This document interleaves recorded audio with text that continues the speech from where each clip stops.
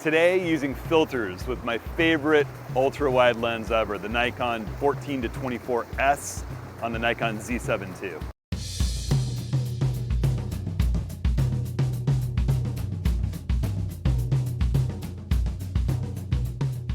Well, hey everybody, it's Hudson. And before we jump into looking at filters with the 14-24S, I just want to wish everybody a happy holidays and a really happy and better new year. I really have a lot to hope that, I really hope that 2021 is significantly better than 2020 and we can all get out collaboratively photographing again. I know I'm just stoked to be running workshops in the latter part of this next year, and I'm sure a lot of you are excited to get out and about as well.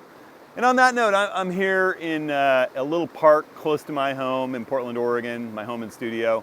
It's about a 5-minute walk, and we've had a lot of rain. We had a little weather break, so I thought, if I'm going to test these filters, why not do it someplace in the outdoors instead of in the studio for once? So I'm out here. We're going to look at some filters from NiSi, from Kase, and from Lee, kind of side by side, some neutral density, some polarizing, a UV protective filter. So I'll talk about those systems. We'll do a little bit in the studio looking at sharpness. I'm going to look at the white balance and neutrality right here, and we can talk about that a little bit. At the end of the video, I'm going to go through and take a couple of questions. I had some questions that were really good follow-up questions on digitizing film, as well as some questions about availability from my favorite LumaLabs straps and some of their new really small, lightweight Arca plates. So I'll talk a little bit about that at the end. And as always, you can run along the bottom of this video and see chaptered segments of all the different parts of this video and watch or rewatch just the parts that you want. Of course, I've got a chaptered out time code linked table of contents in the video's description if you click the title or show more, along with links to everything that I'm talking about here today. And those links do help me out, and I appreciate your using them and supporting the content that I'm creating out here. All right, so let me talk a little bit about what I'm doing here with these filters, which filters I'm using. So I've got some cool stuff from NiSi. I've got this big 112 millimeter filter holder for the 14-24, specifically made for Nikon's new 14-24, that NiSi's made out of metal. It's got this cool lock, so when you slide it over, you can lock it down and there's no way it can come off. It weighs a bit more than the Nikon plastic one that comes with the lens, but it's really solid. I'm going to be using that one. It weighs about 1.6 ounces more than the Nikon one. The Nikon one's 1.8 ounces. This is 3.4 ounces. It's really nice though. And it works perfectly with Nikon's big cap. You can see how that works. I've also got NiSi's 100 millimeter square filter holder that just goes on exactly the same way, locks onto the hood mount for the 14-24 and has a screw down lock. Really nice piece that NiSi makes for that. So we'll use both square and round NiSi 10-stop neutral density filters that are infrared neutral density filters, like the Hoya Solus filters that I love to use on my regular lenses. I'm a Hoya ambassador, just so everyone knows. But I'm just testing out some different things that will allow you to use filters with the 14-24. I'm going to test that against a Lee Big Stopper that my buddy Rick lent me to just kind of test quality with the square Lee Big Stopper 10-stop neutral density filter. And then we're going to have a look at Kase's little internal mirror. It would go sort of where the mirror box is in a DSLR. It's going to go right over the sensor with the Nikon Z cameras, and it's really great with the Z6 II and Z7 II because they have that focus lock setting where it remembers exactly where the lens was focused. Even if you take it off, spin that fly-by-wire focus ring on the new S lenses, turn the camera off, take the lens off, put that filter in, put it back on, spin the ring, switch the camera back on, and it's focused right where it was before you started everything. So that's really nice with the Z6 II and Z7 II. I have custom white balanced this scene with my Datacolor spider checker. So I shot this little gray card and set up a custom white balance. It will not deviate from that white balance. And I'll shoot this with each of those filters as well as the scene. And then we'll do some sharpness tests with Rican's focal back in the studio. All right, so I'm gonna jump in. First thing I'm gonna do is just shoot the scene with no filter at all. You know, one of the things I love about this 14-24 is how small, light, and portable it is compared to the old 14-24. Of course, the other thing I love is it's just ludicrous edge-to-edge sharpness. So I'm gonna just set up, look at my exposure here. I'm at 400 ISO. I'm going with 2.8 aperture. This is not a portfolio worthy scene. It's just a test scene. There's some water coming down off this riffle, flowing over this big flat rock. It'll be nice to blur that, see how it looks with a long exposure. I'm at an 80th of a second with no filter at all, f2.8, 400 ISO. I just don't want to get to the point where I'm, shooting it with a 10-minute exposure or something like that. So I'm going to take a test shot. I'm going to look at my histogram. It's a little underexposed. I'm going to set it about 2/3 of a stop underexposed on the camera's light meter. That's a bit better histogram. And so I'm down to a 60th of a second as my base exposure. All right, so with that, I want to go ahead and I'm going to put NiSi's little UV filter on their 112 millimeter filter holder for this lens. I'm going to really carefully do that without dropping it. These are big, lovely pieces of glass. NiSi's stuff is all made out of glass, as is Kase, as is Lee. So like Hoya, these are really nice products, no polymers in there. And the way this thing works is you got a little set screw that you open up, you line it up at the beginning of that bayonet's kind of track for the hood, for the Nikon hood, and then just screw it down and it locks in place. It's going nowhere. All right, so let's shoot it again. Good UV filter, there's no exposure change whatsoever. I'm gonna go ahead and shoot the gray card now. All right, it'll be blurry, but we can check it with the eyedropper in Lightroom or Photo Raw and see what's going on. As you can see, NiSi's big Nikon filter holder fits Nikon's lens cap just perfectly. So no need to worry about that. All right, so I'm gonna pull that UV filter off. Actually, I might shoot the case so that we know what I just did. That's gonna make it easier for me in post.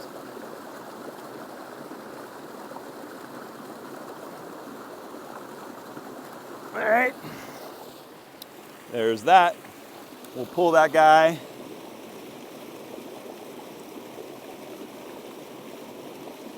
And I'm gonna repeat changing exposure for the circular polarizer, as well as NiSi's 10-stop round circular neutral density, infrared neutral density filter. It's one thing nice with the NiSi glass, like Hoya's Solus neutral density filters, their build is being perfectly neutral, as well as cutting infrared, which can cause this kind of weird red pattern noise in long exposures. As good as our modern sensors are, we start having some problems with that. All right, so I'm gonna do the circular polarizer, then the neutral density, then we'll switch over to square filters, and then internal filters.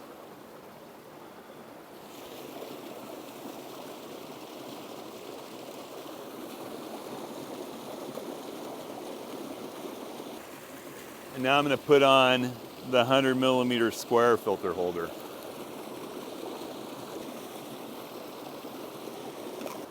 Often I wear white gloves when I can, working with filters like this. And the NiSi's and the Lee's have a gasket on the filter itself, and there's a bit of bare glass up and down the edges that should slot in. You put that gasket towards the camera and slot that clean glass in against the holder, and then just take it down until your whole scene is covered.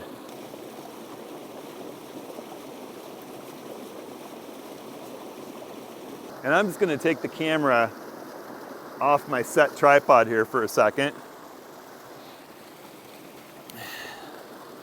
And I'm gonna get ready to open it up. Meanwhile, the Kase internal filters come with this really cool little tool. I've been putting it in a little foil Ziploc here. If I just had fingernails, there we go. Just to keep it perfectly clean. It's a little suction cup tool. I want a spare space in my bag right here. And what you essentially do is you open up your little filter case. Now I would never do this in like blowing sand or splashing water. That's where this would get a little tricky, but you've got your little internal filter. This is actually, oops, I brought my 6-stop. Well, we'll test the 10-stop in the studio. I meant to grab the 10-stop, but we'll test the 6-stop here. You just squeeze the air out of the little suction tool, put it on there, suction it up against this. Again, you don't want any dirt on that thing. Open up your camera. I like to hold it upside down so nothing gets into the lens box. And you just place this guy. It's real obvious how it fits on in front of the sensor. Whoop. And then put your lens back on. It looks clean as could be. You could always clean it a little bit if you needed to at that moment. I'm gonna drop my camera back on here. All right, and then we'll check these results out in the studio. All right, so back here in the studio, before I jump in and show you the images results, white balance results from all these filters, you know, I got back here in the field, or I got back here in the studio, and I thought I would set up and do a really controlled test because the light level was changing out in the stream. I had a little bit of a surprising result with the Lee filter, kind of surprised me, and I just wanted to recreate it and also use that 10-stop Kase clip-in filter that goes into right over the sensor on the Z7 II, just to be sure that everything's nice and equal in this test. You know, and I also just wanted to say a couple quick things about why you'd even want to use filters with a lens like this. You know, I know this lens is so light, so small, so sharp for what it is, the 14 to 24. But there's times, you know, for example, why would I use a UV filter? Well, you know, I'd much rather slap this holder on and have a 112 millimeter UV filter over the front of the lens if I'm working in blowing salt water or blowing sand. Let's say I'm even, you know, in shallow water, kiteboarders flying around me with salt water and I'm getting right up under them, shooting them. Being really careful not to drop my camera in the salt water, but I don't want to get salt water and blowing sand in the front element of this really, really expensive lens. So having kind of a prophylactic UV filter in a situation like that, it's worth carrying this hood and this 112 millimeter filter. Obviously, to get long exposures, it's great to be able to slap some ND glass in front of this lens without the ginormous contraption you used to have for the old lens. Plus, you get the better quality result that you get with this.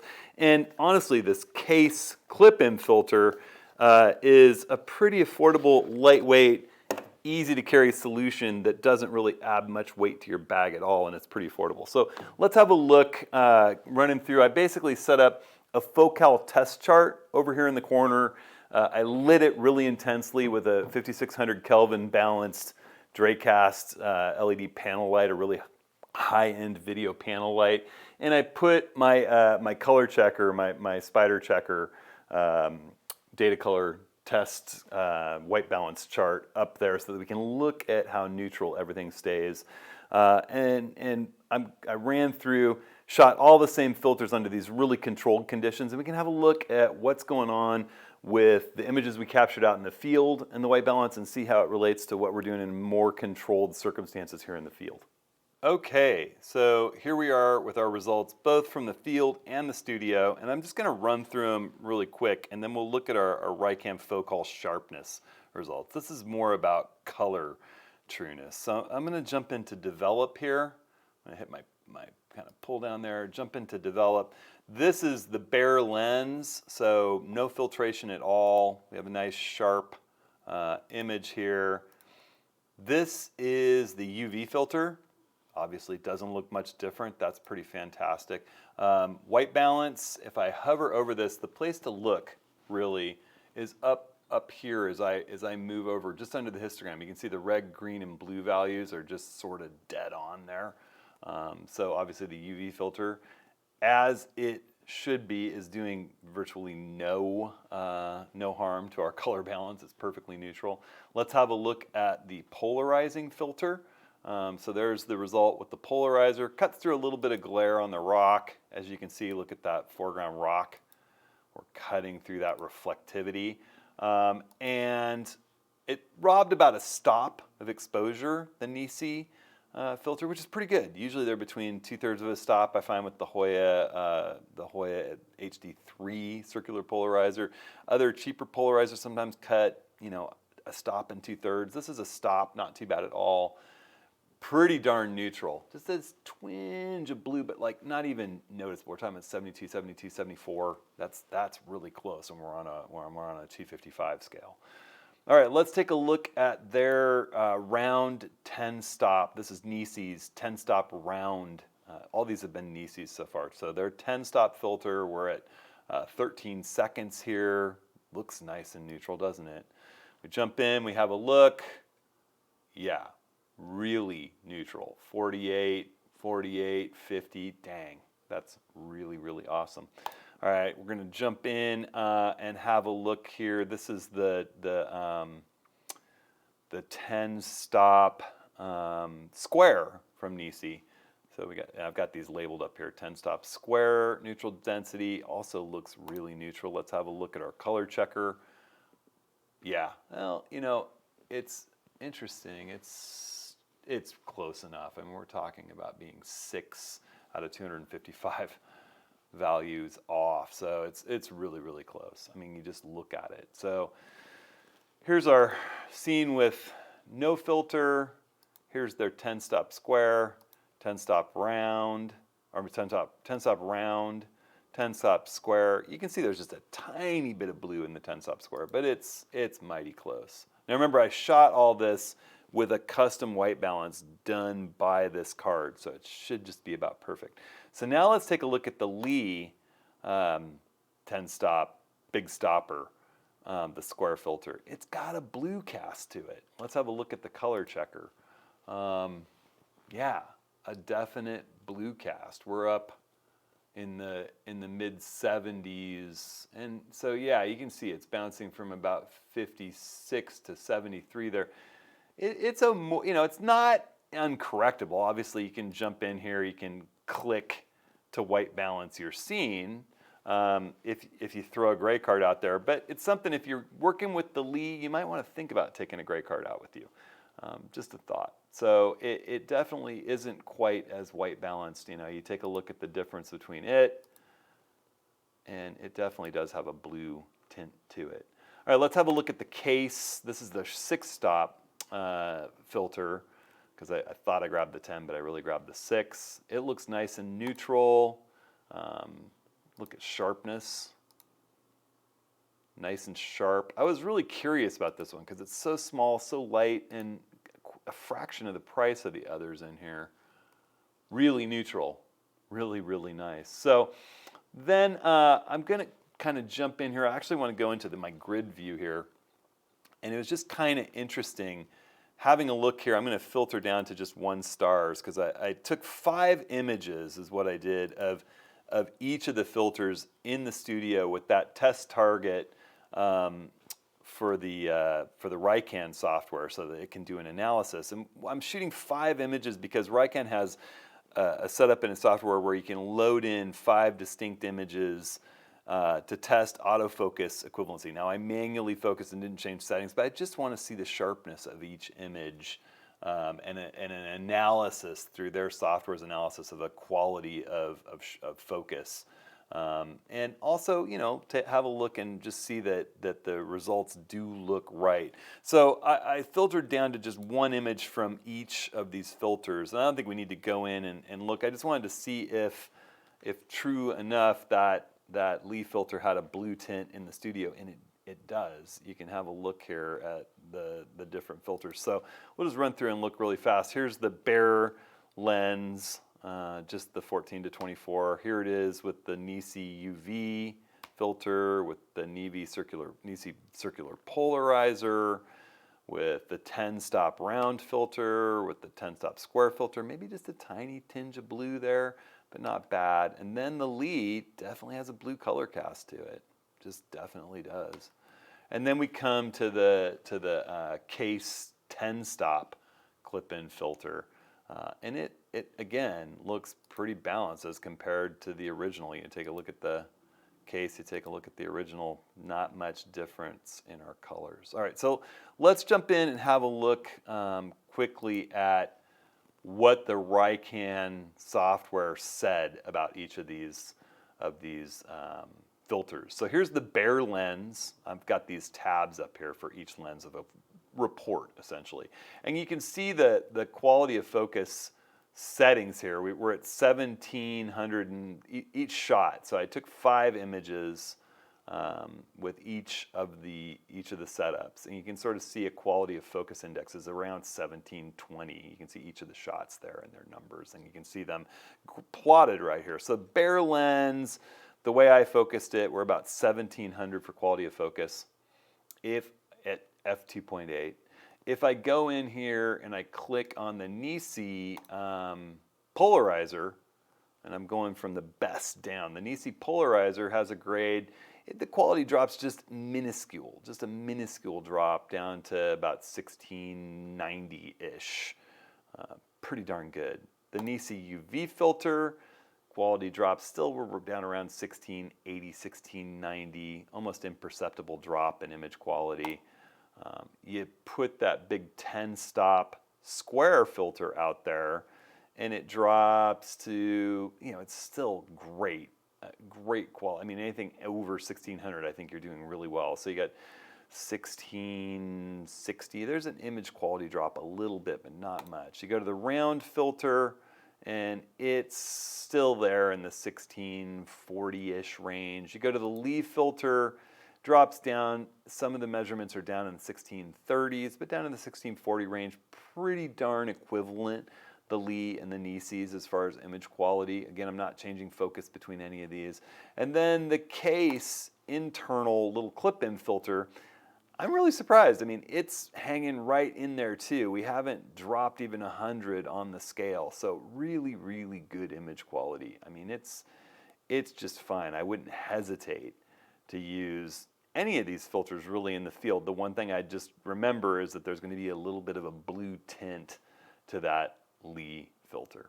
All right, so some really interesting results. I don't want to forget that I am a Hoya ambassador, and I love their top-end filters, the HD3 circular polarizer and UV filters for protectant filters, and the Solus infrared neutral density filters are just amazing, amazing quality.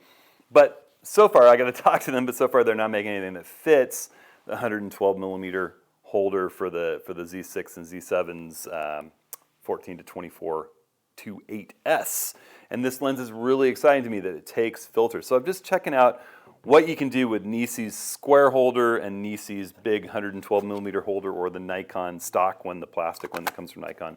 This metal one from NiSi is a significant upgrade, but you do have a stock plastic filter holder that'll fit those 112 millimeter filters that comes right with the lens. So, interesting results to me. I'm really impressed with the color trueness and the image quality out of the NiSis. I mean, they really are making high-end stuff. I like the fact that there's an infrared filter built in. The Kase filter surprised me. Very, very color true. A little less image quality coming through, but way back there in front of the sensor.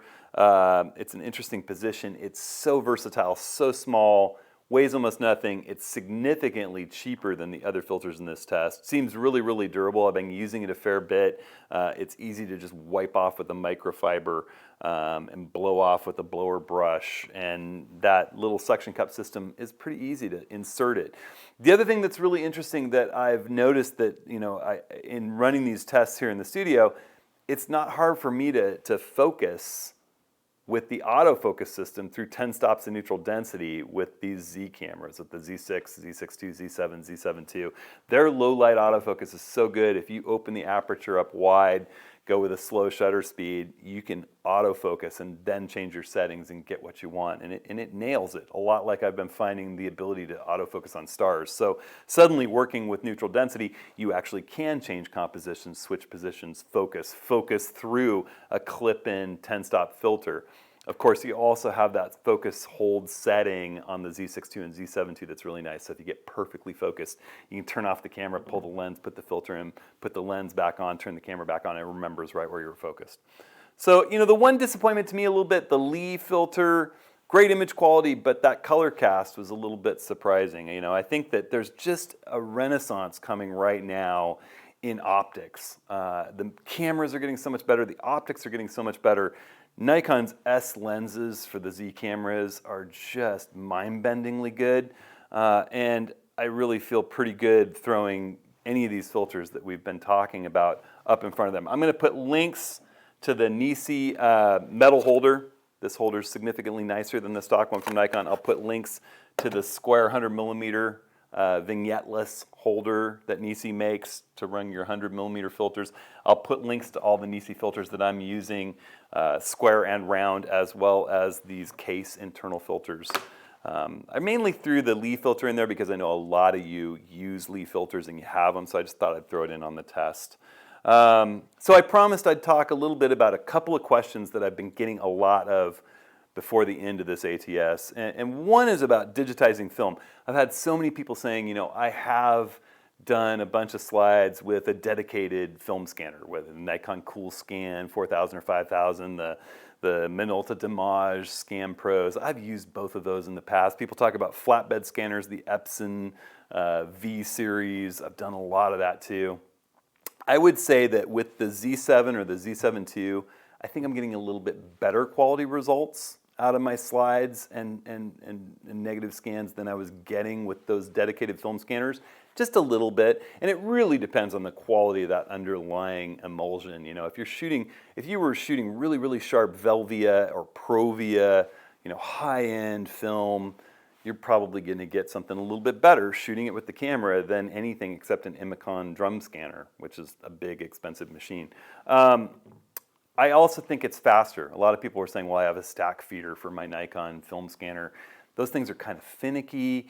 It takes a long time to autofocus and run each slide. You know, I had some automated systems where it would do 4 at once, and I found that, you know, it was like 10 minutes in between each batch of 4, which isn't really enough time for me to get running on another project. I'm not that great a multitasker, and yet too long. It just took forever. You know, you do 4 slides and then it's time to do, you know, pull them out 10 minutes later. This is like set it up, click, click, click, click, click, set it up, click, click, click, click, click, set it up, click, click, click, click, click. It's fast. So I really think that the ES2 or shooting it down onto a high-end light board like the Kase, I have a couple videos. I'll put those links to those digitizing film videos in the video description. Click on the video title or show more.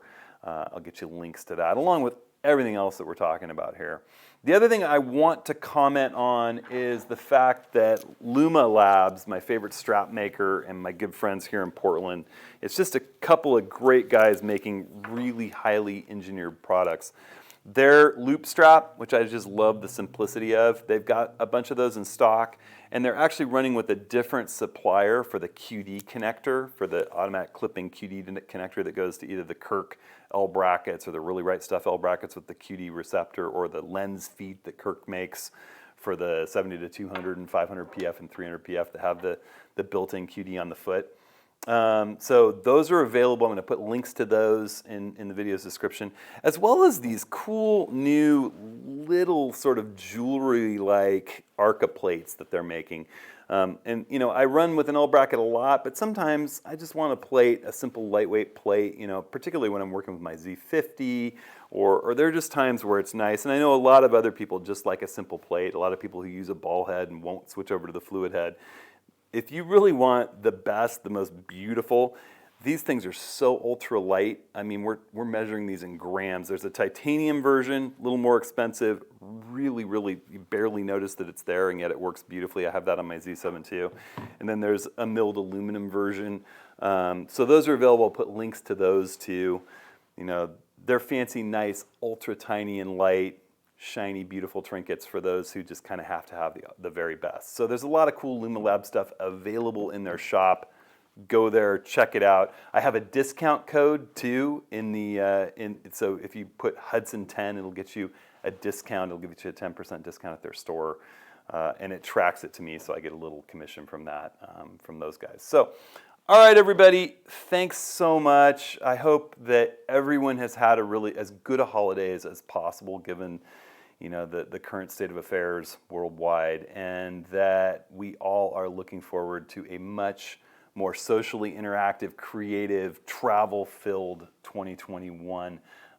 But I hope everyone got some time, even if it's virtually with family, with friends, good food, some time to just kind of reflect on what has been an insane year that really to me feels like it lasted for 10. But anyway, thanks everybody. Don't forget, join up. We've got, if you go to hudsonhenry.com/office hours, we're going to be doing a free office hours Zoom meeting and streaming it over YouTube Live. You can sign up for Zoom or YouTube Live and submit a question for us. We're going to be talking about long exposure and neutral density stuff, so it's really timely. This Tuesday, January 5th, 10 a.m. Pacific. Sign up, hudsonhenry.com/office hours. Thanks, everybody. Thanks so much for everyone who's been supporting the growth of this channel. I appreciate it so much, and I hope to get out in the field with a bunch of you in 2021. I'm gearing up to get traveling again as soon as we can get these vaccines out and people safe. All right, thanks everyone. Happy New Year.